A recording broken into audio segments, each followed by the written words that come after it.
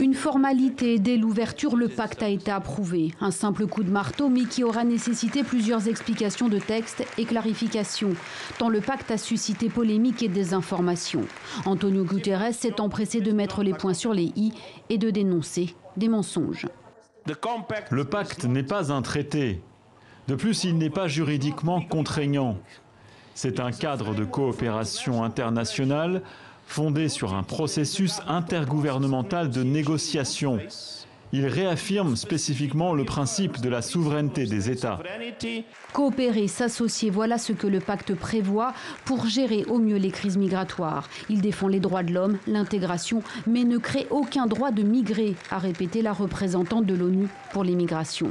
Car le sujet est sensible et divise les classes politiques. Ce week-end, certains leaders d'extrême droite européens se sont lancés vent debout contre ce pacte, extrapolant ses prérogatives, parlant d'un pacte avec le diable.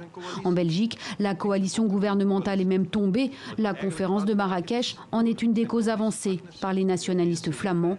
Le Premier ministre Charles Michel, présent sur place, a défendu fièrement ses engagements. On a besoin de coopération européenne, on a besoin de coopération internationale, on a besoin de courage, on a besoin de responsabilité. Ce moment est un moment important parce que c'est un pas en avant.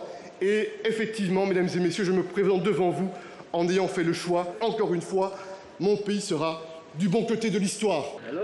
Près de 160 pays se sont donné rendez-vous au Maroc sur les 193 membres de l'ONU. Certains ont fait défection alors qu'ils avaient approuvé le texte en juillet dernier, comme l'Autriche, la République tchèque, la Pologne ou l'Australie. Les États-Unis, eux, ont mené une campagne anti-pacte de longue date, Donald Trump en tête.